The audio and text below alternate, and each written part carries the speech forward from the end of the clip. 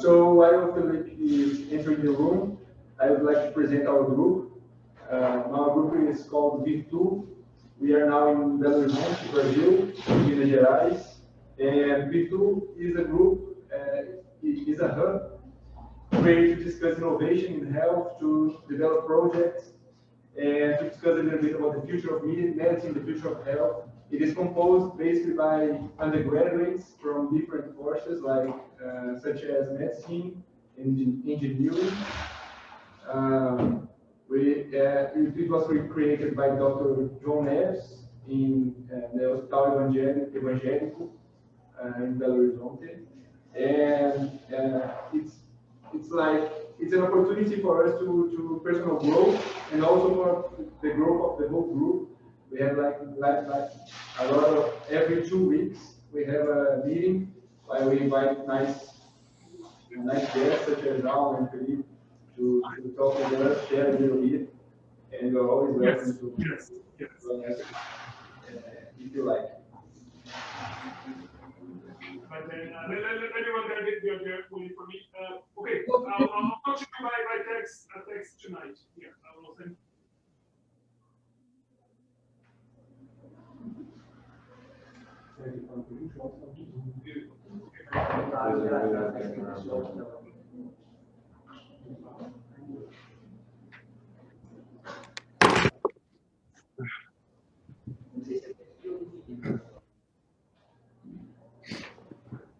Oops. Hello.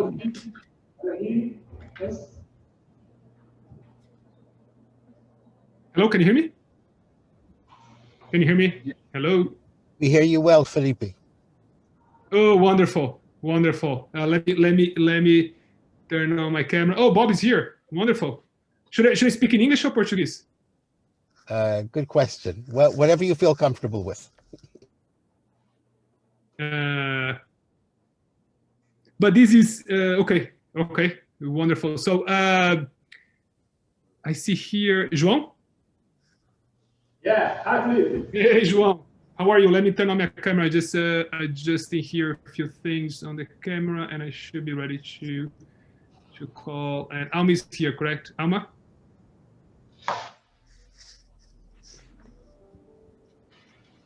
All right. Great. Okay. Professor, as we invited other sides, it would be better if you can speak in English, please. Sorry for the. English? Okay. Okay. Yeah, Okay. That's fine. All the more sites and more students today. Wonderful, wonderful. And you are recording that, correct? It is actually it should be David because we're using his link right now. There was a confusion with the link, and we apologize for that. Okay, okay. And then you sent to us the recording after. David? David? Is David from Mexico? No, he worked with João Neves. Work with João. Yeah. That's fine. João, we are ready. I'm sorry. So I'll just finishing. It's so difficult. All these Zoom meetings. Sometimes one ends up 5 minutes late, and then it starts getting snowball for the next meeting. So, but glad to join. Glad to see you, João. Is Antonio there? I can't see. Oh, he's not here today. Oh, it's not there today. Okay, okay. Wonderful. So I'm ready to start. I see Bob as well connected in his car. Hello, Bob. Wonderful to see you. All right, I'm ready to start whenever you are. Okay, Felipe, we are a group. I invite some undergraduate students of medicine and engineering to talk about innovation and the future about medicine and health. And we have meetings every 2 weeks. And every week we invite some very interesting people to talk about us.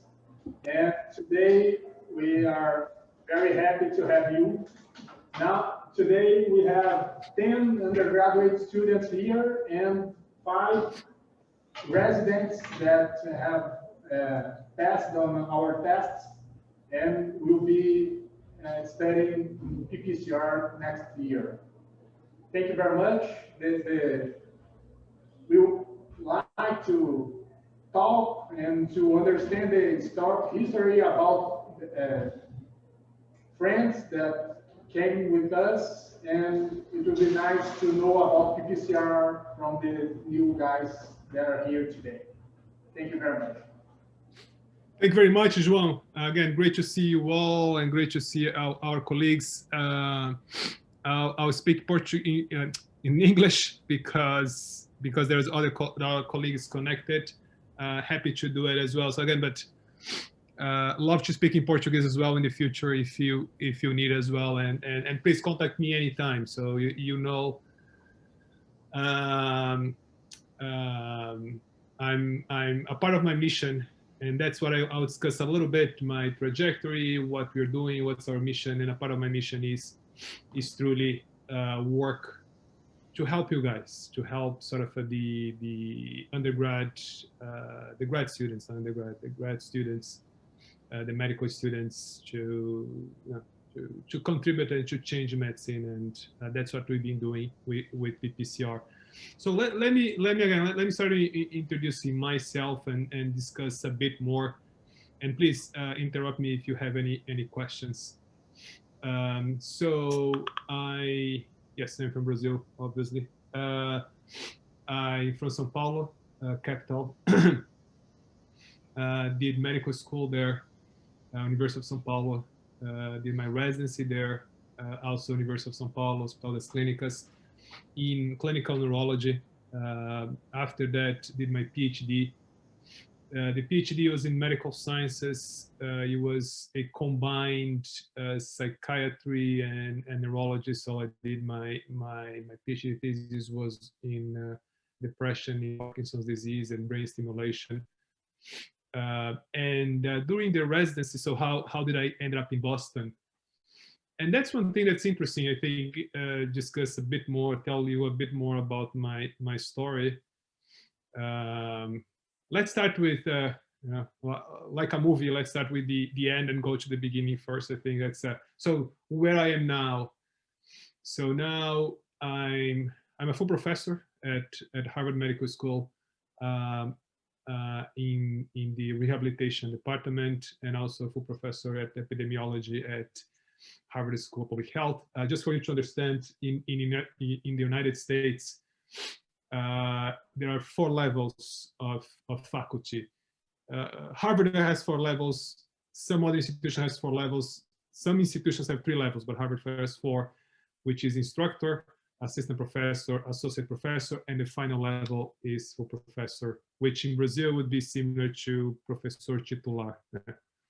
But here is a little bit different because in Brazil also there is only one position. You may have it more than you have usually a few full professors in each department. But anyway, that's my position now. I have a research laboratory. It's a large research laboratory with about 20 fellows. Now we are much reduced because of COVID. A number of fellows left the laboratory for the obvious reasons. And we have now six or seven, but usually I have 20 fellows, and there's a long list of people to come to the lab, about 15 people. So likely as soon as borders open, etc., we'll go back to, it may take a while, but we go back to our numbers. But anyway, so that's, and then besides of running my research laboratory, I teach, and the main program is the program that I design, is the Principles and Practice of Clinical Research. And I'll discuss a bit more. So now let's go to the beginning, as I was telling. So I was in my residency in São Paulo, at the University of São Paulo. And I was fortunate, and I was discussing yesterday with a colleague, and I'm even thinking, so I'm working with few colleagues in the educational setting as well, and discussing with them how can I help future students, even at an early age, even before medical school, to give them opportunity so they could they could be exposed to other things early in their student life. But anyway, so during the residency, I had these opportunities. So in my residency, they offered us, or it was interesting. It was a pilot. That happened only my year. They said, look, you guys will be on a pilot project, and then instead of us giving you the 12 rotations or 11 rotations, 1 month is vacation, the 11 rotations in a year, you get to choose 3 rotations, and the other 9 is required, and you get to choose 3 rotations. You can do in Brazil, you can do in US, in Europe, whatever you wanted to do, as long as we agree. You need to have authorization. And I said, you know what? That's exactly what I'm looking for. So I always wanted to get a little bit of exposure to the United States. I did not know, if you asked me during medical school, during residency, would I wanted to come to Boston, be a full-time scientist, become a professor here? It never passed through my head. So that's what I can tell you. But when this opportunity came, I said, you know what, that's wonderful. So I always wanted to learn the system. I like research. And for me, research, that's one thing that's interesting as well. Unfortunately, in the medical school, I had my exposure, as you guys know, it's called, and for other people not from Brazil, it's called Iniciação Científica. It means, I don't know, a medical student internship in a research laboratory. But that's very common in Brazil, as you all know, in there as well in Minas Gerais. I did some of these student internships. It was nice, but it was not. It didn't spark my love for research. I think for different reasons. One, you're in medical school, things are different, and I think again there's a number of reasons. But even though I wanted to learn more about the system, I wanted to learn more about research, and I came to Boston. I said I had this opportunity, so it was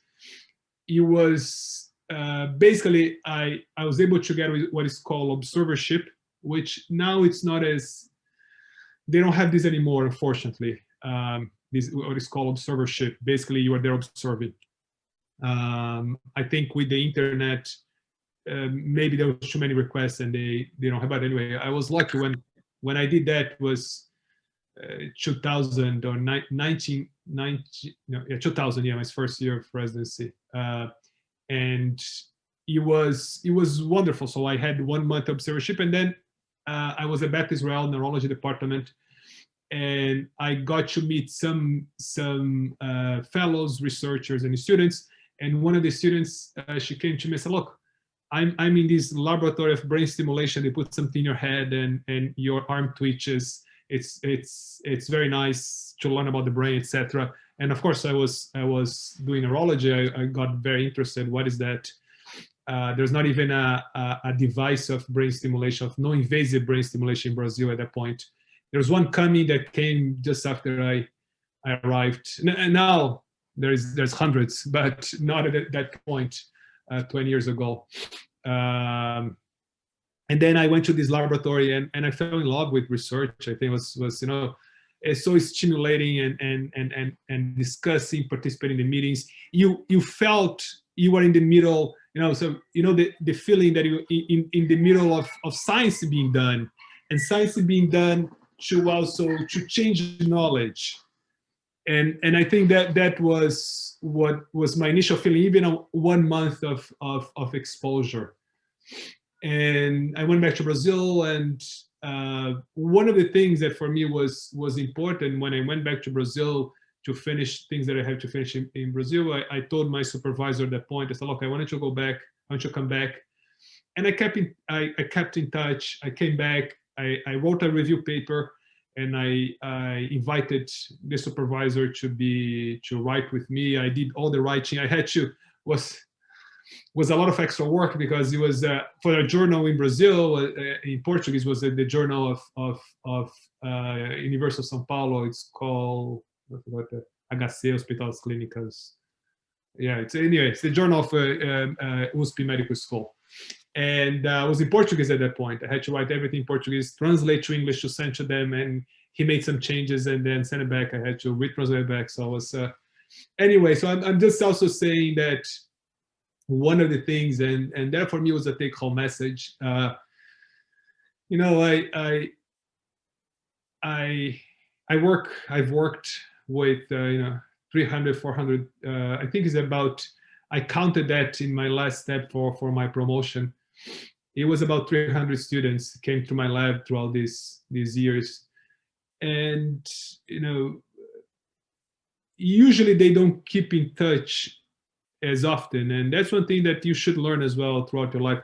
Again, it's for me, it's fine, but I'm saying as much as you can keep in touch with people who will interact. They like to hear from you, you know, so if you have a professor in the school, and especially nowadays, you know, in the past you had to write letters or whatever, call. It's not as easy, but nowadays everyone has email and it's easy, and, you know, social media, LinkedIn, whatever. So, you know, people who you had contact, who change your life in medical school, in residency, you know, send some updates, not every day, not every month, but every year or every 2 years, or, you know. So I think they like to hear from you. I think it's a good thing. So that's my first important first tip that I wanted to give to you guys. And one of the things, and that's why as well why he accepted me to come back. So one thing and I like to say that as well, when I came first time to Boston, I had very little of research experience. I was in the middle of my PhD. The PhD in Brazil, as you know, it's more about the project than methodology. My first time I was doing residency. Actually, I did not even have to start PhD. Actually, then I knew even less about research. Did very little about what they're doing research. Why did he accept me for a postdoctoral fellowship? Because he showed my work, my commitment. My English also was, you know. So some of my fellows today, they come to my lab. They are exposed to American schools. Sometimes they have it. Sometimes you cannot not even differentiate some of the fellows coming to my lab from a native speaker.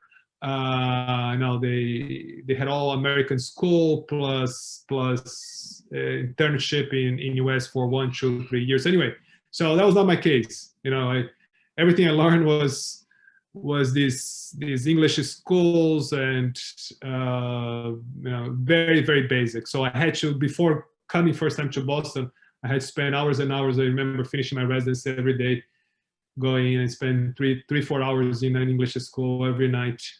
Was hard, but, and also when I came was truly hard at the beginning. So, you know, what I'm trying to say is that I had nothing to offer, but I had the passion, commitment, and that's, you know, for me, that's the most important thing in my lab as well. So, you know, if I get a fellow, and it was interesting. So, you know, how many fellows come to my lab with a lot of knowledge, great communication skills, great writing skills, but I think they're just, you know, they're not willing to, they don't have that hunger. You know what I mean? The hunger to make it.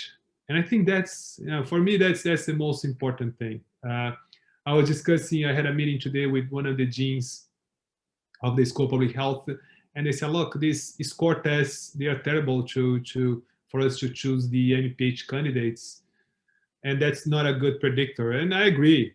You know, and the predictor that someone will do well, it's not your scores, which that's something that I discuss, and I'm passionate as well about learning education. That's another chapter.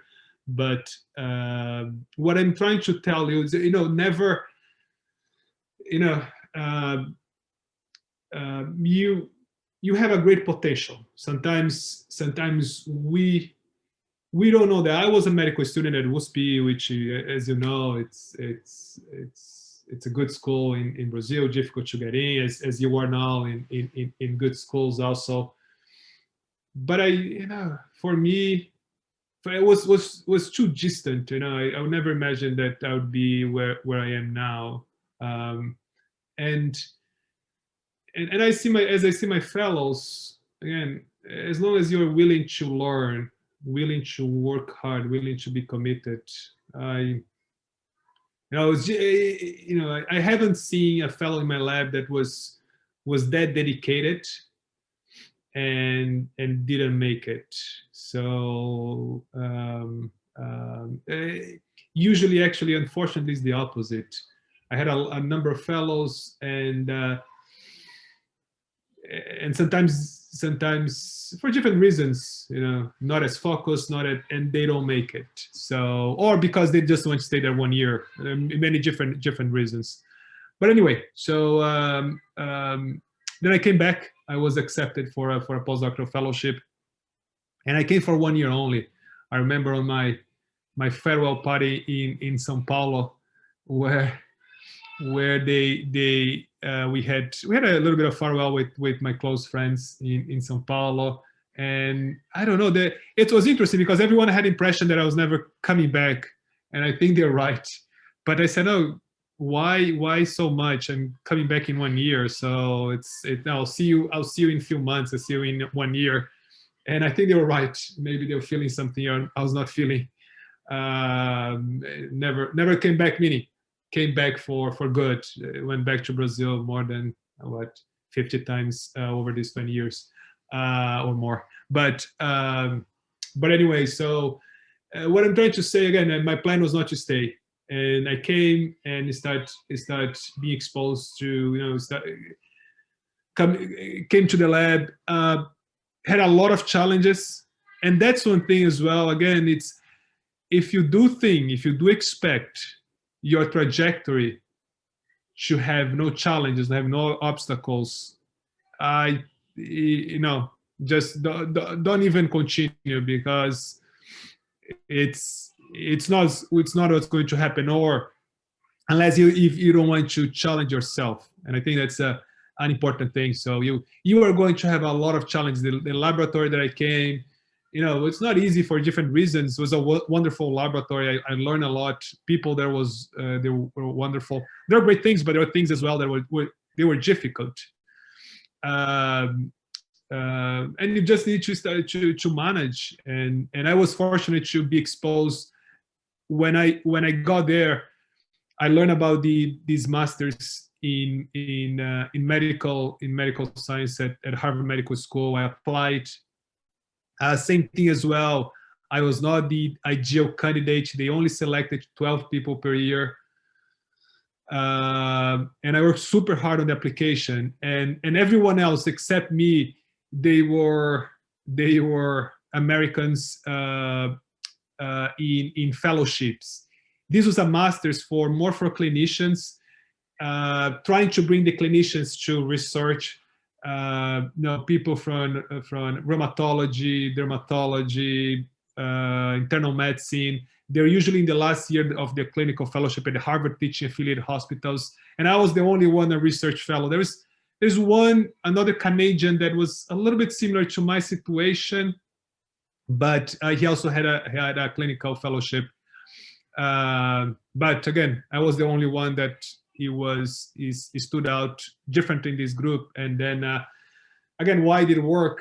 I don't know. I think I worked so hard on this application, and I had I had been working super hard as well to have few publications that helped as well. And they saw that, and they interview. I show my passion, and I think that's what you have it, and that's what you need to be showing in life.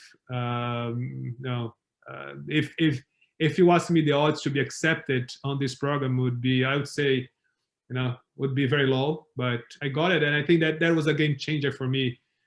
Of course, being accepted in this lab, and then my first master's in medical science, where I learned methodology. And based on my experience, is there where I designed PPCR, because I said, look, this is so wonderful, my experience that I had in methodology in the scope of public health. I wanted to design a program for Brazil.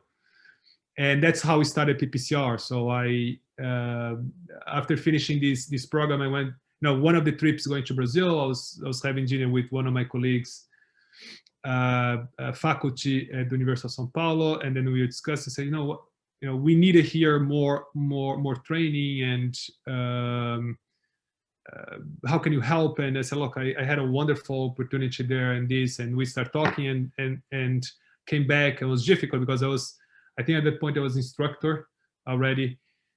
And it was difficult. I had to convince a senior faculty at that point. I was a junior faculty. I had to convince a senior faculty to come on board, get the funds, and again, same thing as well. So against the odds, things happened, and that's how we launched PPCR. And that was the idea. The idea is, look, if we can give it, the same exposure to clinical research methodology for you to start designing, for you to start learning, for you to start, understanding, it can truly change how not only for your start in medicine, but also how you can become how also you can be as a clinician. And that was the passion of PPCR. So can we design a program? Oops, one microphone is open. Can we design a program that can truly change can truly give this initial training for clinicians and medical students and residents, and that's how we started this program. And again, and then one thing happened after the other. So because of that as well, so I decided to do an NPH, another master's in public health at the School of Public Health, to complement and I did all the statistical courses to complement my initial exposure and learning in clinical research. And then I finished that, and then by that point, PPCR, I think it was in the second, third year, was very rewarding, PPCR, and it's interesting. So not everyone, but most of the people, or I don't know, it's contagious. Today I got an email from one of the PPCR participants from this year. Then she said, look, this year was very hard, pandemic. I think there was some family loss for the person, and I think PPCR helped me through that. And I think there was a magic, and she called it as a magic of PPCR, and it was very nice. It was very nice image to look, and the magic of PPCR, it is on the people, and I agree. I think we're all passionate about this program. I think it does, and why is that? Because the program was designed as one helping each other, one working collaboration with each other.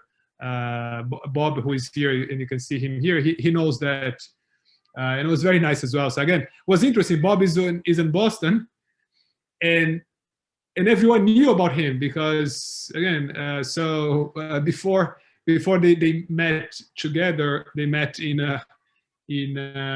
Brazil, in São Paulo. We used to have it. We haven't made.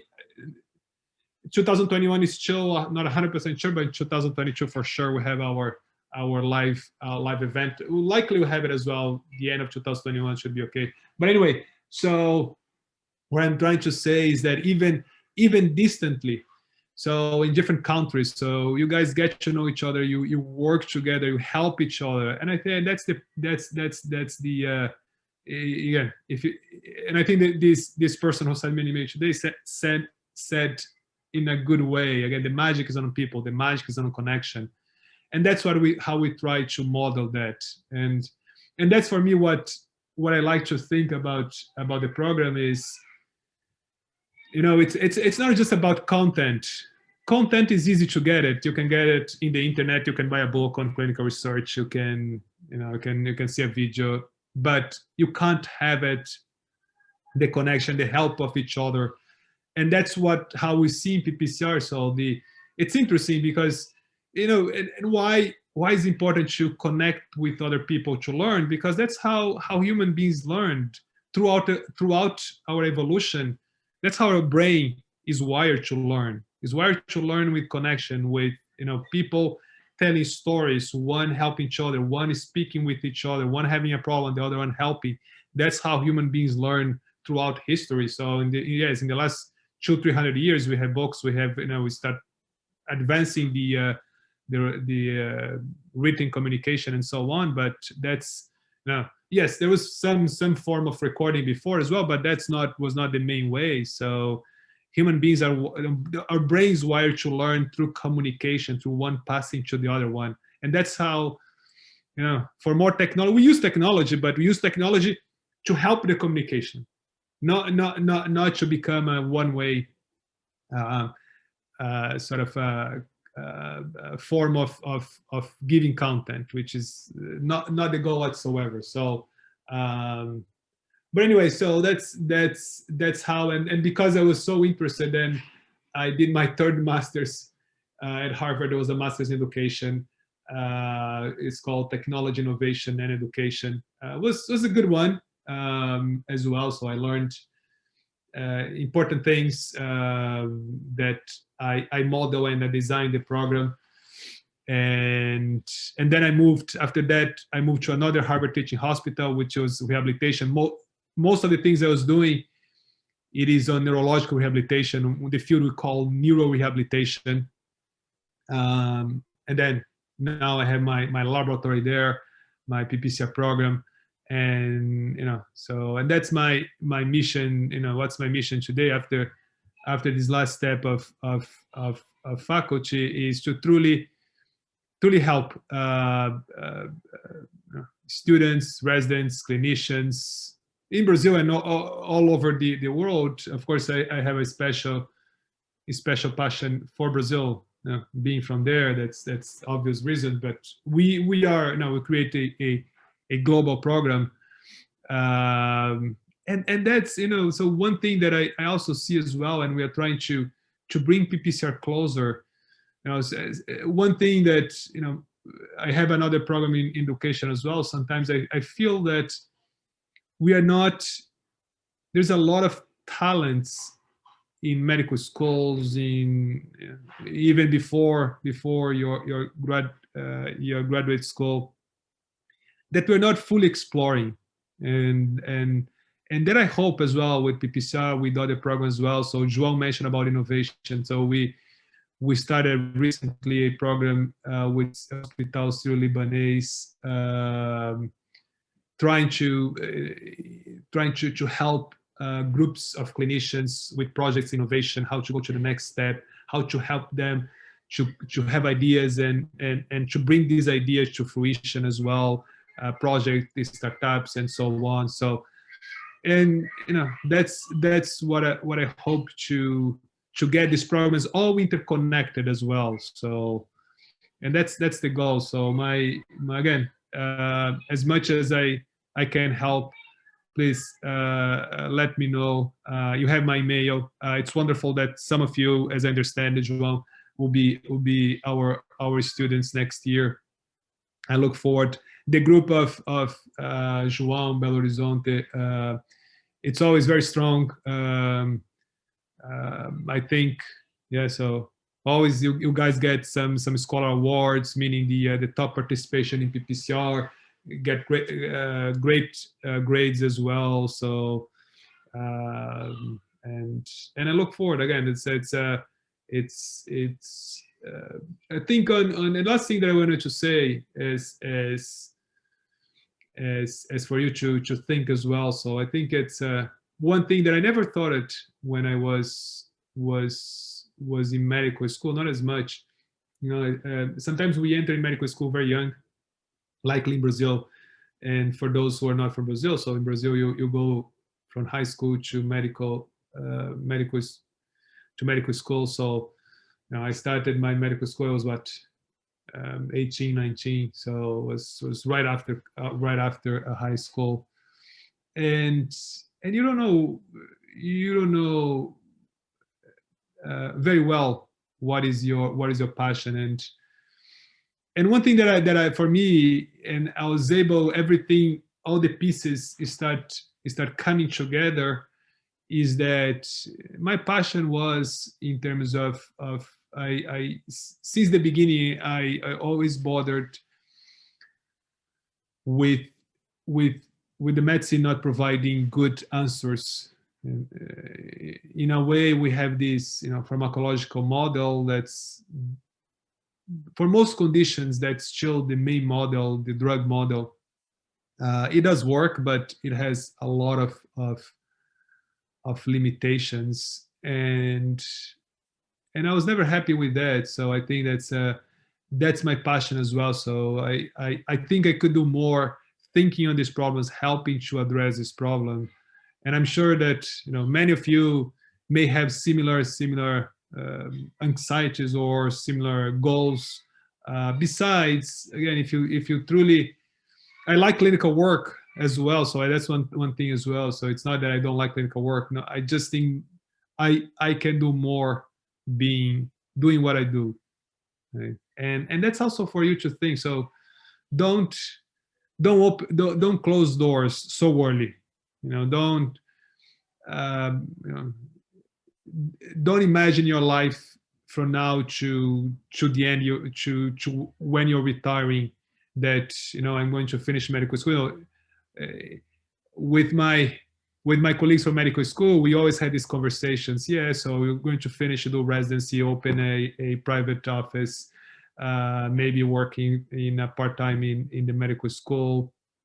That's fine. I'm not, again, nothing against that. It's wonderful, but just be open.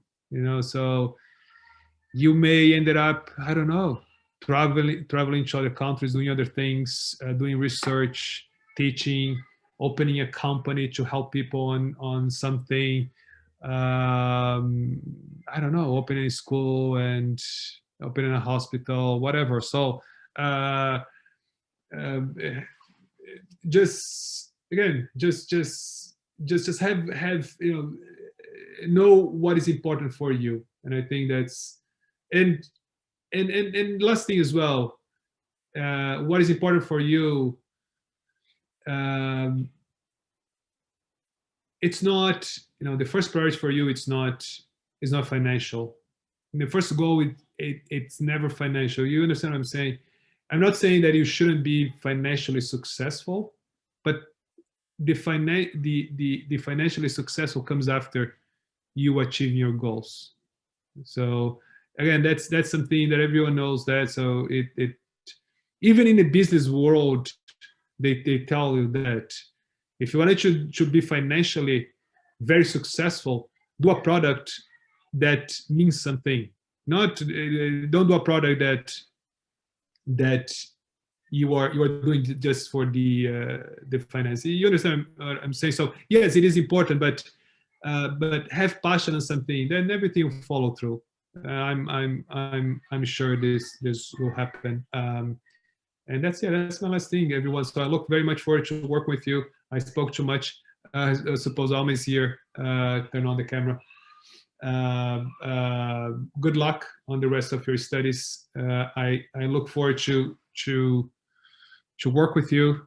João has been fantastic, inspiring this group of fellows, residents, students, and that's it. Thank you all. And questions? You want to do questions to me now, and then Alma goes, or after, whatever is better.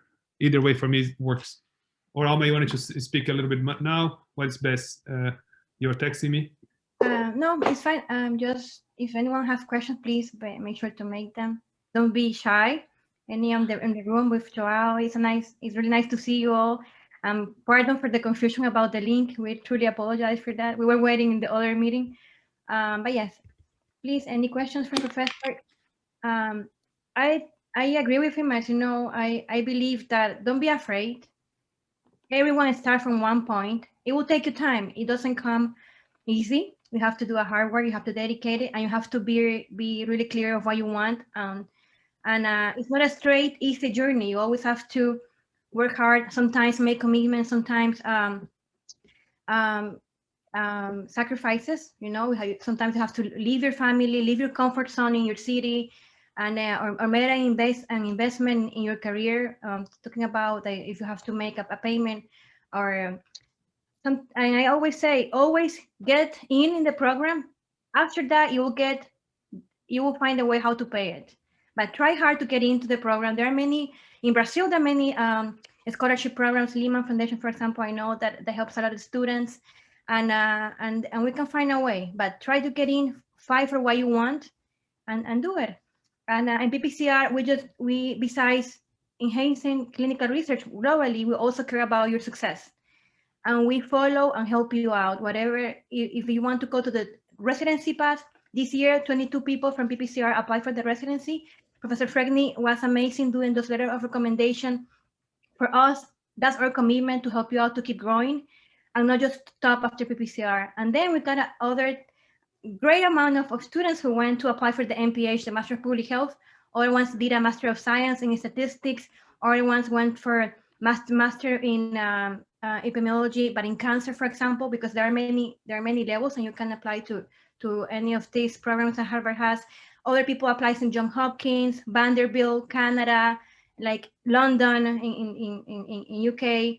There are many options for you. And right now, the good advantage is that everything is online. So the MPH are online too, and you don't have to travel or pay for having the living expenses that you will get if you move to another city, right? Because you can take it right now from wherever you are. And PPCR is a program that is fully designed online. Like, we got that option. Professor Fregni developed that since the beginning. And we know that it's a program that have a great rate of success.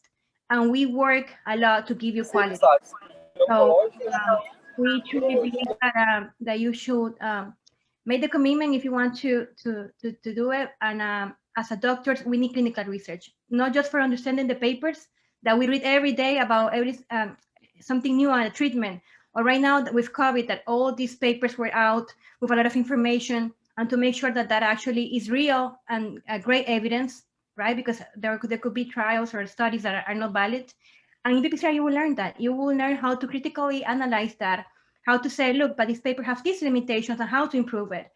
And also, the other thing that I appreciate about I took PPCR also a long time ago, in 2012, actually.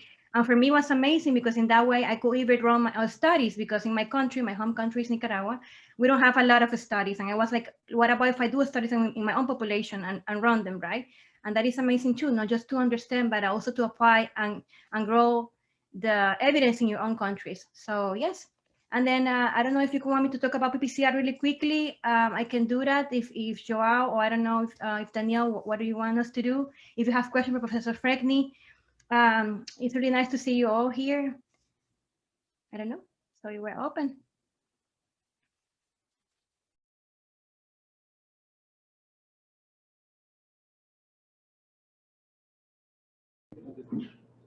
So thank you very much for your time. And thank you all. And I'm sorry for the Zoom problem. It was my fault. I'm so sorry about that. First, I would like to give the word to one of my colleagues here. He would like to ask some questions. Please.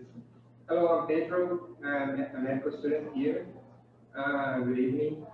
I'd like to appreciate for the great talk to Professor Fregni. It was great to hear your trajectory, so thanks a lot. And I would like to ask if would you recommend for someone who aspires the same thing, not exactly the same thing, but to go abroad and work as a scientist?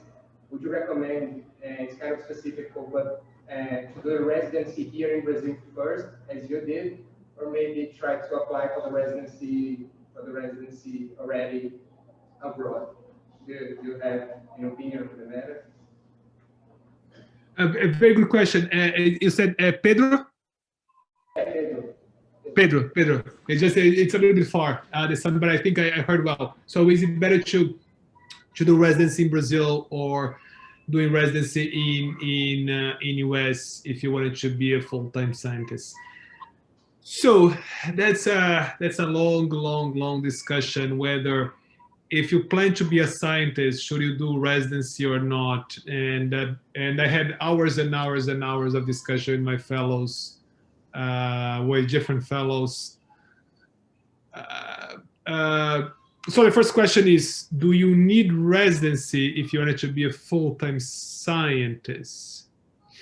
That's the first question. The answer is not very clear. You can say, oh, look, you did residency and you did very well. Why you're saying you don't need residency? In my case, you know, it worked well in my trajectory, that doing the residency, the process happened. Was it important that I did residency before coming, and did it help with my future learning in to become a neuroscientist? Absolutely, yes. Could I do without? Yes, as well. So again, any learning. So this one thing is that if you do residency, it's going to be useful. But the thing what you need to think is that, you know, how does it fit with your main plan? So I think the first thing is that, as I said, there is no yes or no absolute. You need to do residency or you don't need to do residency. First thing, you know. So you may find a trajectory that does not involve residency. So you need to be, again, as I said, you need to be open for, if you become a full-time scientist, you don't need a residency. But why a residency? Why this discussion that happens with my fellows constantly in terms of residency? So residency in US, in a way, it is a plan B. It is a backup if you don't make it. Why? Because you have it a plan B. So how does it work here? The model in US. If you are a researcher, especially in competitive universities like Harvard, you need to bring your funds. You need to apply for grants and bring money to pay your salary. That's how it works. If you don't have grants, you don't have salary. It's a simple system, which is different than Brazil. In Brazil, when you apply to FAPESP or FAPERJ or FAPEMIG, I think that exists, you get grants. You get grants to pay for equipment, but not for salary. Salary is the university who pays. It's a different system. So, but you know, why then you need residency? Because, you know, it's competitive and you may not get grant. And if you don't get grant, you don't have a salary. So the residency, having residency in US, or in other words, being able to work in US as a clinician helps you as a plan B. However, and I always tell that, so you know the expression, the best way to conquer an island is to go to the island and burn the bridge. You understand that? You know, so what does it mean? If you have the bridge, you go to the island. The first time things go bad, you just go to the bridge and you leave the island. You understand that? So, and you know, in a way, it's how the expression goes. You know, if you want to be successful, you know, just go in as a full dive in that field. It's not everyone. It depends on your level of risk aversion. So most of my fellows, we had this conversation. They said, no, you know what? I think I need to have this safety net. If I'm not doing well, I can go to clinical work and I can be a clinician. The problem is, if you do that, what happens? If you have your safety net, things are not going well, you go to become a clinician, and it's a trap. When you become a clinician, what happens? You have less time to be a scientist. Therefore, your scientific career is going to decrease, and it will be difficult to get back to the track, because the field here is extremely competitive. It's difficult. Again, but I think that's also gives you, it pushes you to make it. It's, some people like, some people don't, and I think that's what you need to be thinking. So and that's you know what I'll tell you is just go naturally. If you finish medical school, you are in a laboratory in US and you're doing very well, things are working well, just go with the flow. If you finish medical school in Brazil and you wanted to do residency in Brazil, and doing residency you get exposed more or less like my experience, then do residency in Brazil. So I think that's you know, see the opportunities and be open as well, and don't close the door saying I had to do residency or not. That would be my suggestion. Okay, thank you. I will also add that follow your mentors. They will guide you every time something is happening. It's coming to you. All the opportunities are showing up, and then you see what could work best for you. And yes, follow that. Amazing. I have many people that, for example, one case of a student who came as a research fellow in surgery. His idea was to do surgery, training surgery, to do the residency here. And once he got immersed in surgery, in the surgery lab, in the pancreatic lab in Brigham Hospital here in Boston, he just got in love with clinical research. And then suddenly the PIs, the principal investigators, love his work so much that they keep giving him work. And he was working for, right now still, he works for 10 PIs. He has 10 projects, 10 labs happening at the same time. And he just decided that he wanted to better, he decided to do an MPH and then to keep growing in clinical research and be a scientist and hold the surgery residency on the side, because he found out that he can actually improve the surgery outcomes. And he presents a lot of articles and studies on that, how to improve all the surgical outcomes. And that's how he's now. Like before he came thinking about surgery, but then he just got immersed on the lab and on all the clinical research work that he just loved it so much, and then he did the MPH and he just immersed in this. So things happen in your life, and maybe you can find more passion in it once you are involved and related to this great educational environment, because that's also really nice, all the educational opportunities that you are getting in your life. So yes, just want that little comment. Sometimes that might happen. It's amazing. It's Daniel again. It's amazing to hear these stories and about pursuing dreams and having a clear objective in life and chasing it no matter what, no matter the difficulty. It's very inspiring to hear about that. To continue the meeting, I would like to open for you if you would prefer to answer some more questions. Isabella already said that in Zoom that she wanted to ask another question, or if you prefer to talk about the specifics of the program as we agreed by email, as you prefer.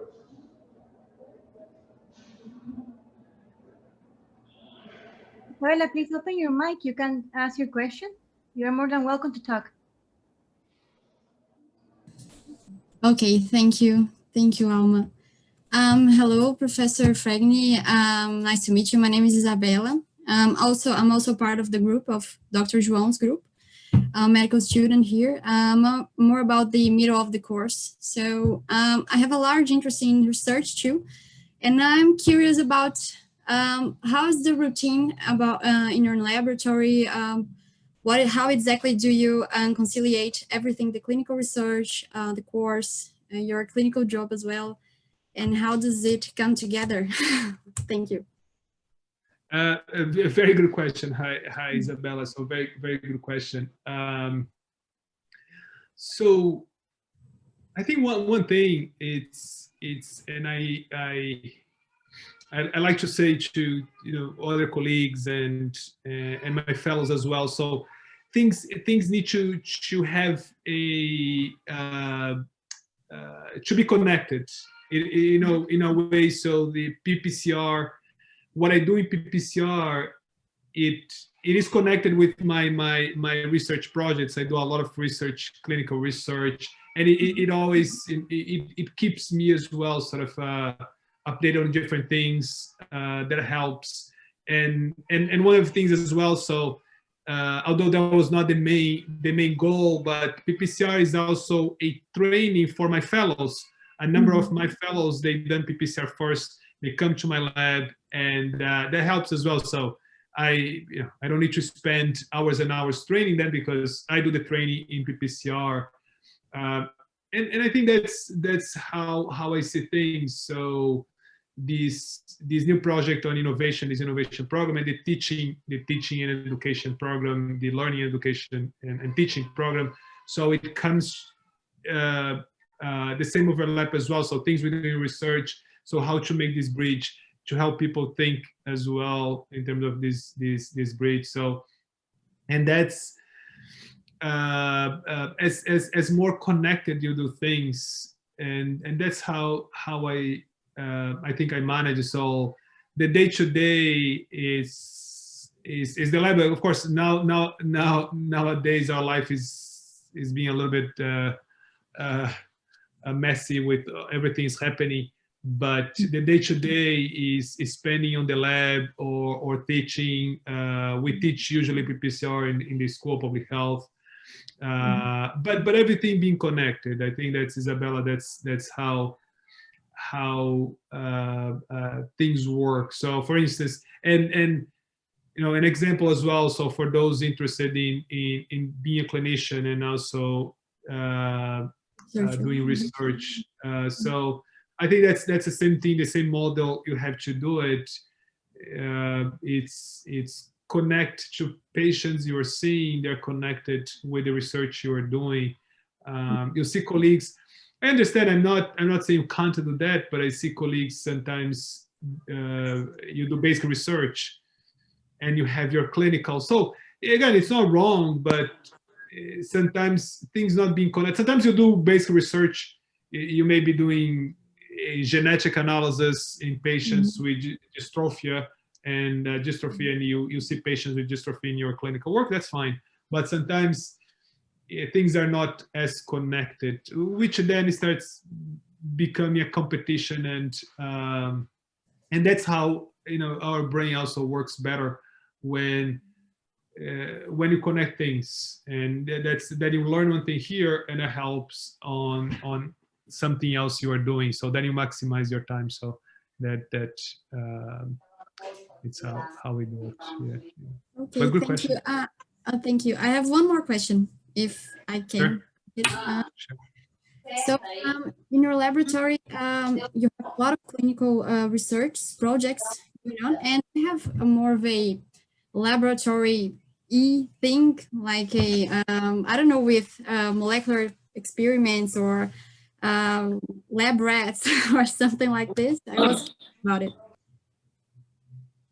So we say it again. So you're saying that you work there in the school in an animal laboratory? No, no. Sorry, I don't know if it was clear, but I wanted to know if in your laboratory there. If yes, I do. You have some research project, more using experiments, but in non-humans sort of thing. I was curious about it. Sure. Animal or cell line. Yeah. And yes. I worked with colleagues on that. So Isabella, and that's exactly. So basically, connected what I was telling you. So it wouldn't make sense if I had animal research, then it wouldn't be connected with my clinical research course. And so I think that's the reason as well. Things go well, and I can do several things. I did animal research in collaboration. I still do it. There is a good colleague in University of Federal Rio Grande do Sul.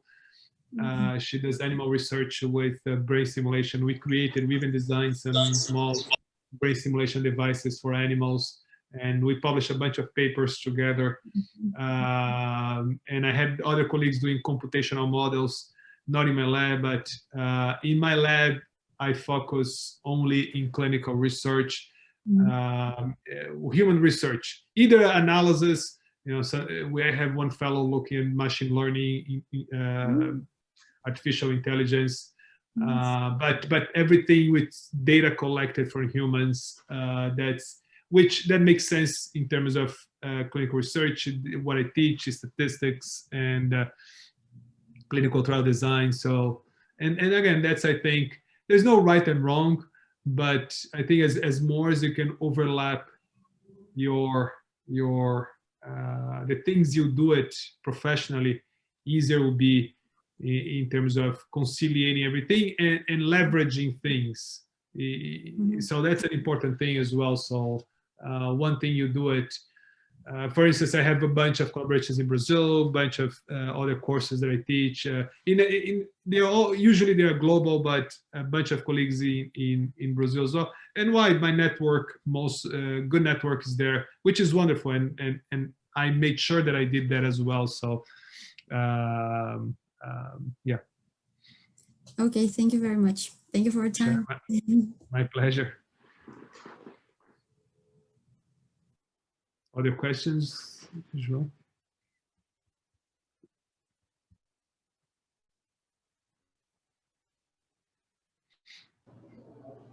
I think there are no further questions. Very good. So, João, we look very much forward to working with your students very soon. So we are almost at the end of 2020, going to 2021. And yeah, so we look forward. If you have any questions, you all know my email. I'm putting her email. I can put it in my email as well here. If it is about a program, Alma will respond much faster than I. She'll respond in a few seconds. It may take some hours for me or more. But any other questions in terms of what I can help you? So again, happy to. For some reason, if I don't see the email right away, so just remind me. More than happy to help us. As I said, opportunities that I had. If I can help you guys to get these opportunities, that's my goal. Thank you very much, Felipe. It's a pleasure to having you here. PPCR is a transforming experience for our students. I think everything changed after studying with you, and it's another vision about the medicine, the health, the career, and everything else. We are very excited about this new class here that we are forming. Thank you very much. Thank you very much, Alma, for all the efforts to support our guys here. Wonderful. Thank you, João, and everyone, and wish you all a wonderful holiday and Merry Christmas and a wonderful 2021. Thank you all. Thank you. Bye, guys. Bye-bye. Bye-bye.